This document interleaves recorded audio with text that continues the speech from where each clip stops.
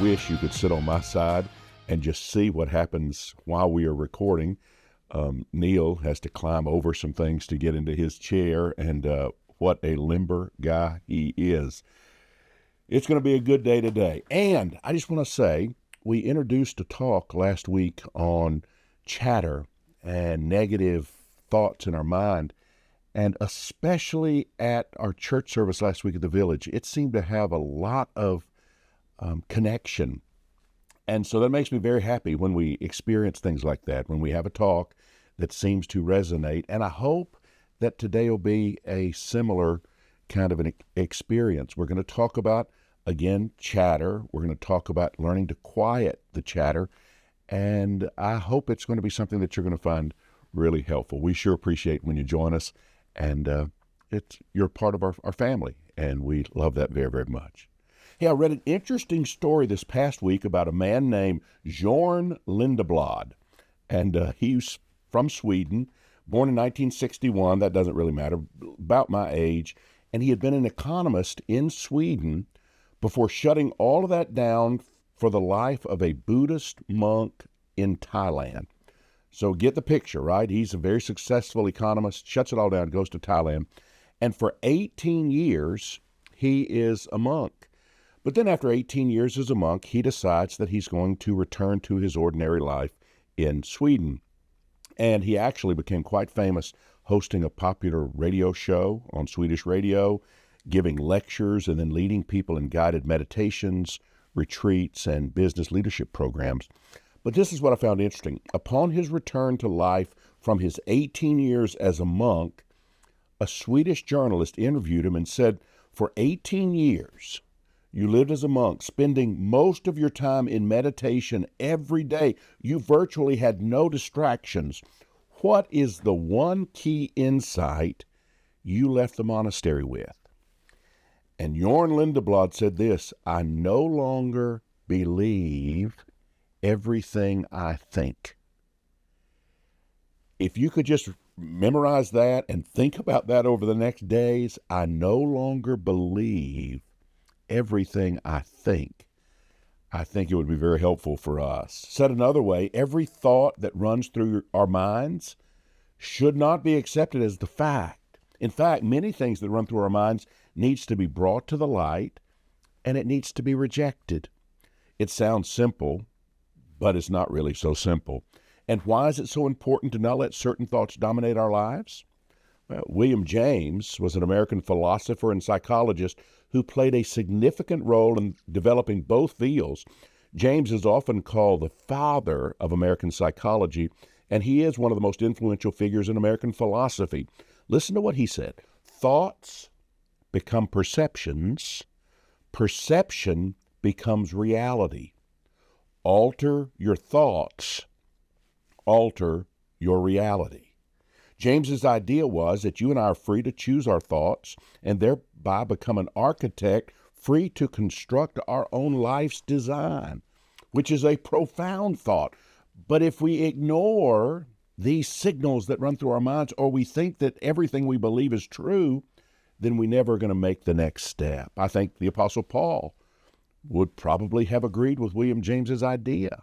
Remember, Paul said to the people in Philippi, well, finally, brothers and sisters, whatever things are true, whatever things are noble or right or pure or lovely or admirable, if anything is excellent or praiseworthy, think on those things. Don't think on these other things, think on those things. If only it were easy. Sadly, for many, it's the hardest thing that we ever attempt to do. I know you've heard people say, people my age, this is what we say, well, in my generation, the Eagles or the Rolling Stones or Aretha Franklin or the Commodores, that was the soundtrack of our lives. People the age of my kids might say, for us, it was Garth Brooks, or it was Britney Spears, or maybe Outkast. That was the soundtrack of our lives. Those younger might say Billie Eilish or Taylor Swift or Beyonce made up the soundtrack of their lives. But sadly, Some of us have grown up with the soundtrack of our lives, not the musical soundtrack, but actual voices and sounds from our life being the most harmful things we could ever imagine. It has been an unworthy soundtrack. The words that have made up the soundtrack of our lives have been hurtful, they've been negative, they've been not true words, and those words have been allowed to run nonstop for too long. Some of us have been discipled by dysfunction, and so now dysfunction is the default setting in your life. I've met many, many people who, if they honestly would evaluate it, they'd say, you know what, that's it. I grew up in dysfunction, and that's the soundtrack that is running all the time. Some of us had apprenticeships in anxiety. We grew up with a scarcity mindset, always having to worry it was going to be enough. Was it enough? Was it enough? Was it enough? Having to hoard or hold on too tightly for fear that things were going to be taken away. That was the soundtrack. Some of us had internships in insecurity. We didn't hear loving words that made us feel secure. We actually heard the exact opposite. And then to add to our problem in our own virtual reality, our brains are predisposed to believe that what we think is right. I know you have heard people say, he always thinks he's right. That's a true thought. We do think we are right. I have a dear friend named Susie Coriel. People who have been at the Village, they know Susie. My friendship with Susie is one of the longest lasting friendships of my life. Susie has led worship here. She was a vital part of the startup of our church 30 years ago. And she has a passion for helping people. She's a board-certified master mental health coach. And I had the privilege this past week, knowing that I was going to be talking about this, I had the privilege of spending a few hours with her talking about self-talk, the voices in our minds. Some of this next information that I'm going to share was from that conversation, and I found it to be super helpful to me. Have you ever been in an argument? I know you have. And somebody says, okay, you always think you're right. Well, there's a nugget of truth there because most of us have a tendency to think we might probably be right. Until we become aware of this tendency, our brain will, by default, always assume it has enough information to form an accurate assessment and that the information it has gathered represents the actual facts. This is important to know because if you don't realize your mind possesses some information that's not true, then you'll never question it, and you'll never be freed from its effects. Do you know how you feel uneasy when someone challenges your opinion about something, your memory about something? This was so funny to me. Jane and I, during COVID, we were going stir crazy, so we rented a car and just drove across the country and said, let's go Route 66 and let's see things that we had never seen before. And we went to the Grand Canyon. And one of the highlights of my life was standing at the Grand Canyon. We actually filmed a talk from there at sunrise. It was beautiful. Well, my sister, the next time I was talking to my sister, who's 2 years younger than me, she said, was it like you remembered it when we were kids? And I said, we never went to the Grand Canyon. And she said, we did. I said, Tammy, we never went. And I know I'm 2 years older and I have, but I know we did not go that way. We did a lot of traveling. But our travel was always east. We were always on the eastern coast. If we were going somewhere, it was the eastern coast. And then finally, as we got a little older, it was Europe and Africa, but it was never west, never west. And she would have bet me her life savings that we had gone to the Grand Canyon as kids. It's funny, somehow a canyon that we saw somewhere conflated in her mind, but it was true to her. I've had the same issues where I just know something is true only to find out that it's not. Have you ever known anyone who found out as a teen or as an adult that they were adopted?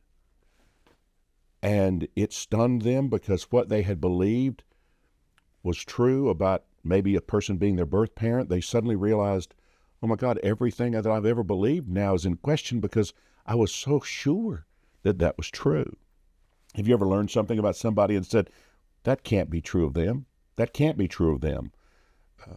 Why would you say that? Because your mind believes they're the way that you see them. And so when you find out something that's a little different, you say, I don't know them like that. That cannot possibly be true. As you learn to question and challenge your beliefs, You need to be prepared for some uncomfortable feelings, notably feelings like denial or anger or disbelief. Those feelings are coming from your subconscious mind. Until it's safe to open itself up to new perspectives, it's going to send you warning signals.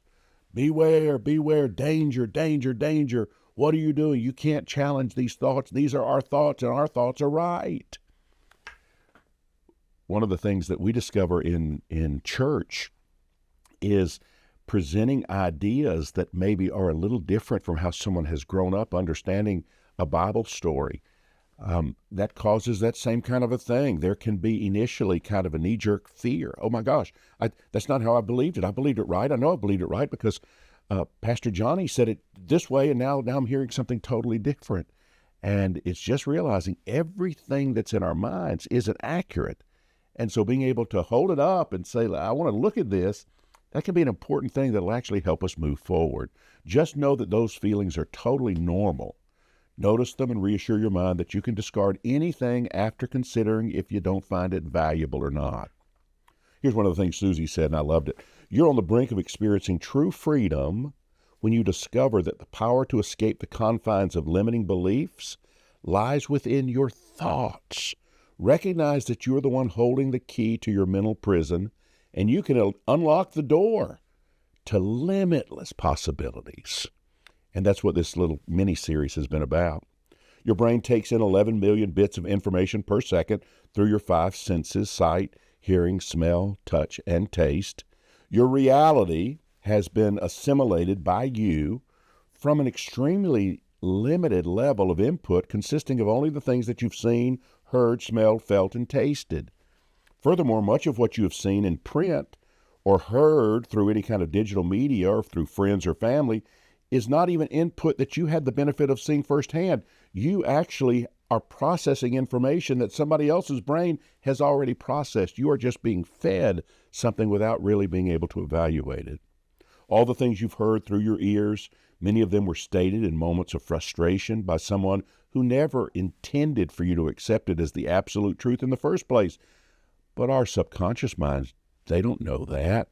How often do we just say things we don't mean, but someone else takes them as a statement of fact? How many of our loving but flawed parents are simply repeating thoughts, habits, statements that were passed down to them by their flawed parents? And again, if we don't bring that to the light, it becomes a loop that goes in our brain over and over and over, and we think there is some truth in those thoughts. This is not to cast blame. We recognize we are flawed. We've all done this to somebody. But let's take a step back and give it some context so we can hopefully help loosen its grip on our lives. Even our first-hand experiences are biased. The unreliability of experiences is something that you need to think about. This idea that we know everything to be so, that's something you need to grow out of, because the truth is we don't know how everything is. It seems like first-hand experience would provide a perfectly accurate set of facts in any given circumstance. Surely there's no more significant proof of something than when I can say, I saw it with my own eyes. But in reality, multiple aspects of experience can distort the input of these facts, especially the input around the meaning of these facts. The first problem with experiences is that they're always experienced in the first person from a single vantage point. Again, me and my sister, and I love my sister. She's brilliant. She's been a surgical nurse for 35 years. I love her very much. She's 2 years younger than me. And I noticed back, 20 years ago, 25 years ago, I would notice that her recollection of family stories seemed crazy to me, seemed made up to me. And it took me a while to realize, Ray, it's because she is seeing it through her eyes, 2 years younger than you. She's remembering things differently. In my stories, I'm kind of the central character. I'm kind of the one that but my perception is not the only thing happening in the room. She had perceptions too, 2 years younger. And it was an eye-opening moment to me when I realized, that needs to be figured into things. I only am seeing through my set of eyes one particular thing. In my conversation with Susie the other day, she used a phrase, seeing through the pain. And at first I thought she was saying pain, P-A-I-N, and I was ready for something that was going to be real moving. But she said, no, I mean the window pane, P-A-N-E. She said, if someone looked through my living room, pane, into my house, they would say, oh my gosh, that living room is immaculate. The furniture all looks like it's in the right places. Everything is dusted, polished. Everything looks like it has a reason for being there. It's lovely. But she said they would make a mistake if they thought that represented the entire house. She said if they went around to the back of the house, climbed up on a ladder, and looked into my guest bedroom window pane, they'd see an entirely different thing. 3 mattresses are in there on the floor. A toilet we have that we haven't installed in a bathroom, but we're having it kept right there in this empty bedroom is there. There are a couple of vanities that we haven't found a place for yet there. There's TVs that are there. There are blankets and pillows in a corner and computers and a bookcase, and it's a mess. So you need to recognize we only see through a pane. We don't see the whole house. One day at the airport, a woman bought a bag of cookies, and she walked across the concourse, and she took a seat at a shared table near a businessman to wait for the boarding of her plane. As she shuffled her bags and electronics around at her feet, she zipped her purse and then took a cookie from its bag on the table, and she put the cookie in her mouth and waited to be called for boarding. You should have seen the look on her face when the businessman sitting at the table next to her reached into the bag and took a cookie for himself. Completely shocked, but unsure of what to say, she reached back into the bag and she took another cookie. To her complete dismay, the businessman smiled and reached back into the bag for another cookie and ate it with no shame. This went on for several minutes until the small bag of cookies was almost empty. The businessman, realizing there was only one cookie left, held the bag in her direction, offering her the last one. Hearing her name called for boarding, she snatched the bag out of his hand in disbelief, and she stormed off to board her plane, concluding that she had just met the most arrogant, rude, brazen excuse for a human being she had ever encountered. Still fuming, seated on the airplane, she reached into her bag to take out her earbuds when she discovered the unopened bag of cookies she had purchased still in the zipped-up purse. She was eating his cookies. You ever had something like that happen? It's like, how could this man be doing this to me? Yeah, he was eating his cookies and thinking, who is this woman that is eating my cookies? Well, while reading that story, I just find myself just laughing, thinking about how often have I done that. I know the deal. I know what they're doing, and I don't really understand it at all. It helps me remember that things are not always the way they seem from my single vantage point. If the facts are only sometimes what we think they are, how absolute can our conclusions be? Loosen up a little bit. You don't have to know the exact right thing about everything. We probably don't know the exact right thing about everything. A second primary concern with assuming our experiences are reliable sources of information is that every thought about every input is always interpreted through the conclusions we've drawn from past events. And that's important to realize. You're interpreting it, but you're interpreting it by the information you have experienced in your life. It doesn't mean that it's the perfect understanding or interpretation. Let me say it again. Every thought about every input is always interpreted through the conclusions we have drawn from past events. It's an automatic sorting function of the brain that can't be overridden. We can, however, become aware of the function, and that helps us question the conclusions that we draw. We can't help that we're having to interpret it the way we are. That's the way it is. But we can question that and know that it doesn't mean that we're absolutely true. So the unreliability of experiences is a problem, but also the unreliability of the voices. I mean, some of it is on our end in our ability to interpret information, but some of these negative thoughts that run through our brain, the chatter that we have nonstop, we need to understand some of those things come from the unreliability of the voices that have spoken into us. There are numerous voices in our lives, especially during our childhood. We encounter many opinions and perspectives from parents, teachers, preachers, peers, and others that intertwine with our experiences and interpretations and define the base level programming of our mind. The problem with much of the input we're receiving during this vulnerable time is that most of what we learn is coming from the subjective reality of other flawed, mostly well-meaning humans who don't realize they are passing down their subjective reality as if it were universal truths. This creates a particularly deep impact in our lives when it's presented to us by an authority figure, someone we love or admire at a young age or repeated over a long time.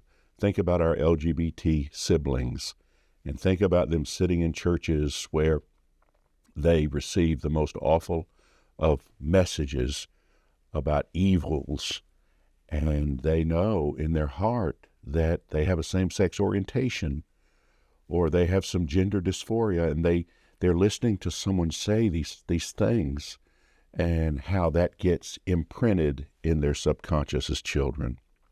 Let's look at an example. Marcus is 3. He's starting to understand the English language well, but his emotional control is still early in the development of his training. He's just really getting started. When he doesn't get the toy that he wants at the store, he begins to communicate his frustration in the only way he has learned up to this point, which is screaming and crying. He's not yet able to understand the temporary nature of his desire. In his little 3-year-old mind, he thinks he's being deprived of something vital to his survival, and if he doesn't get it, he's probably going to die. That's what he is thinking. That's the nature of being 3. Unfortunately for Marcus, his well-meaning parents don't understand his inability to process his emotions acceptably. They don't explain to him lovingly that these emotions will pass and that he will not lose life or limb from not possessing these shiny objects. What they too often say instead is, "Marcus, you have such a bad temper. You're a bad, bad little boy. You're embarrassing me. Nobody likes you when you act like this." Or things equally damaging. Unknowingly, the parent has just placed a subjective reality in his mind that he has no defense against. If it is repeated often, or if he has a deep enough emotional state, he accepts what he has heard as an unconditional truth that will define his life long after the events that drew criticism have been forgiven and forgotten, even though the true reality is he was behaving like a normal, developing child learning to negotiate a strange, new world of emotions. It has happened to all of us, and it shapes our lives until we learn to question the subjective realities that other people have presented to us as facts. I think, Jane and I talk about this all the time, I think parents today get this, not every set of parents I know, but I think parents get this today so much better than when I was a young parent. And we were, I think, a little bit farther down the road than maybe my parents were at understanding this kind of thing. In previous generations, most parents and teachers had no idea that the words they were saying were being perceived as absolute truths, which would be turned into boundaries and limiting thoughts by our subconscious mind and then affect our abilities and our level of happiness for the rest of our lives. Do you hear these voices in your head? I asked Jane that this morning. I said, do you have any examples like this? You're shy. You've always been disorganized. You've never been good at math. You'll never be able to keep a job. You're never going to be on time. You're never going to be able to stay in a relationship. You're worthless. I wish you were more like your siblings. You're such a disappointment to me. I don't love you when you act like this. You're not good enough. Why can't you be more like... By the way, I had a relative, and his mother, one of the dearest people that I've ever known, both my relative and his mother, they've both died. But I remember I was a little older than he was, and I remember hearing so many times, why can't you be like Ray? The mother would say that to him. Why can't you be like Ray? And he was a year younger, and I knew even at 8 and 9 and 10 that sounded like a horrible thing to say. Why can't you be like Ray? You're not good enough. I'm ashamed of you. You're so stupid. You're a bad kid. I don't have time for you. Those statements can be from any person and may have happened to you at any age. And don't try to judge whether or not they have affected your life significantly. Jane, in her thinking through, couldn't put her mind on any of those thoughts. But even if you could, don't have to worry about whether they've affected you. Just know they are a part of the negative chatter that can flood your mind. And it's okay to be able to bring these things out. If you can bring them out and look at them and say, this was not true, then that's a healthy thing to do. Paul said, be transformed. How are you transformed? By the renewing of your mind. This is where it happens. This is how it happens. Proverb reminds us, and I like the old King James Version, for as a man or woman thinks, so is he, or so is she. So that's important. So I hope I haven't given you too much. The idea is challenge the thoughts that are in your mind. Just challenge them. Very, very helpful if you'll challenge them. They all don't have to be thrown out, but some do. Now I want to just quickly hit, and I can't go deeply into these, but I just quickly hit some ideas to help you stop the negative chatter, or at least identify the negative chatter. And the first thing I would like to say about that is identify the script. Identify the script. We are often only partially aware of what we're saying to ourselves. It's important to practice self-awareness. Neil and I were just talking about that. Sometimes in my moving quickly, I don't think deeply about maybe a thought where did that come from? Why am I? It's almost like it's there. I need to just move on, deal with it, whatever. But I sometimes don't think about where did it come from. It's helpful if you can identify the script. If you can think about it and say, you know what? I received a message when I was a kid over and over and over and over again, this, and what I'm experiencing now and what I'm hearing now, I think it comes from that. Identify the script. Knowing the script gives you a starting point for changing the script. Another thing, pin down your self-perception.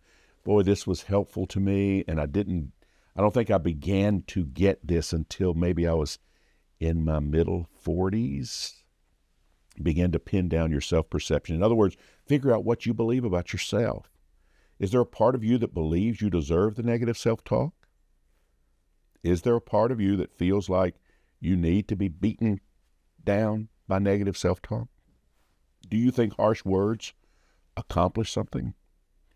You are worth more than you may believe, you know. Understanding our value and significance makes a difference in how we treat ourselves or talk to ourselves. Once you identify these false beliefs that you're caring about, then it will help you to be able to say, no, that's not me. That's not me. This is my self-perception. Remember what Jesus said? You are worth more than many sparrows. That's what God sees in us. He knows the sparrows, but you're worth more than sparrows. And that's important. It helps us to stop the negative chatter. Another thing, cultivate kindness to yourself. We've said it different ways. Practice self-compassion. It's so important. You are so good and kind to other people, and you can be so brutal to yourself. Consider telling yourselves, I don't have it all figured out. I don't have it all figured out. But you know what? That's okay. We never have it all figured out. Try this. I'm doing my best. I'm doing my best. I'm okay. Kind words. You say it to other people. Learn to say it to yourself. Get those hurtful, harmful words out of your mind. Proverbs, again, beautifully reminds us, gracious words are a honeycomb, sweet to the soul and healing to the bones. Another thought, choose your thoughts with intention. In other words, you don't have to just passively receive everything. You can choose the thoughts that you're going to focus on. Be intentional in focusing on your strengths. God has given you strengths. Think about those things. Don't always be ruminating on things that you have failed in. Think about some things you are succeeding in, some things that you do exceedingly well. Another thing, let go of unhealthy guilt. I let that bother me for years and years and years. It actually produced shame that was at times debilitating. People didn't even realize how debilitating it was. Learn to let go of unhealthy guilt. When you realize that you've done something wrong, you've made a mistake, you've missed the mark, own it and then move ahead. Don't build a monument to that. It's a moment in time, not a monument. This is not the end of your story. This was a day. Don't judge yourself on a bad moment on a bad day. What does the Bible say? If the Son sets you free, you're free indeed. That means you don't have to live like this. You can be free. You can be free. All of us have had bad days. Stop the comparison game. That's getting close to the end, but stop the comparison game. Sometimes we compare our weaknesses to someone else's strengths, and that's a silly thing to do. It's silly to compare at all, but it's really silly for me to look at areas of my life where I am weak and compare it to someone else's strengths. When the truth is, I have some strengths that are very, very, very strong. And the person I'm comparing to, they have weaknesses. And why would I take my weakness to compare to someone else's strength? That makes no sense. It's essential to recognize that we all possess strengths and weaknesses, and each person has unique talents. So instead of squandering time comparing our weaknesses to someone else's strengths, just acknowledge that we all have strengths, we all have weaknesses, and move ahead. I ran across this actually this morning, and I had not read it from the Message, but it was in Galatians, and sometimes you run across scriptures, and when you read it in a different translation, it's like, I like that. Galatians, Paul writes, make a careful exploration of who you are and the work you've been given, and then sink your life into that. Don't be impressed with yourself. Don't compare yourself with others. Each of you must take responsibility for doing the creative best you can with your own life. And I thought, yeah, that's a good way to say it. One more thought, just stop personalizing things. By that I mean taking the full brunt of the failure. If something fails, take all the blame. Sometimes as a leader, I was taught, and I think that there's some truth to this, that it all rises and falls. The leaders, you're ultimately the responsible person. If someone fumbles the ball, but you're the leader of an event, then it's you have to take the responsibility. But sometimes in life, I have found myself taking the blame for stuff totally that was not something that I should have taken total blame for. In life, there's a lot of things that are going on. A lot of people are participating, and a lot of people have their own involvement, and I should be willing to take responsibility for what I needed to take responsibility for, but not to personalize things to the point that I take responsibility for everything. That's not a good way to live, and that doesn't help us, because the negative chatter is going to make us want to take responsibility for all things. Well, I have enjoyed the study. I hope you've enjoyed it. It was just kind of a brief 2 weeks, kind of looking at some things. I think the big deal is it's on us. Our thoughts, we all have been pre-programmed with lots of stuff, some good stuff, some not so good stuff. And if we just let it run without ever checking it, then it's going to get us into some ruts that are going to not serve us well.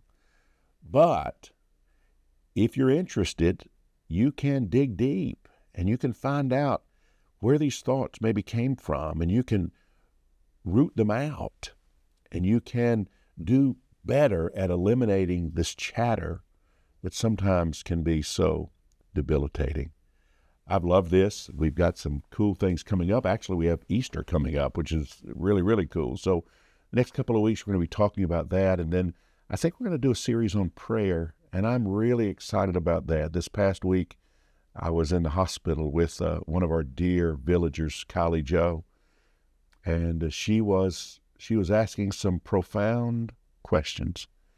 And it's like, you know what, we need to spend some time talking about prayer. So I'm excited about that, and I'm excited that you join us. It means a lot to us that you tune in, you stay with us, you leave us little messages, And I hope you know we don't take it for granted.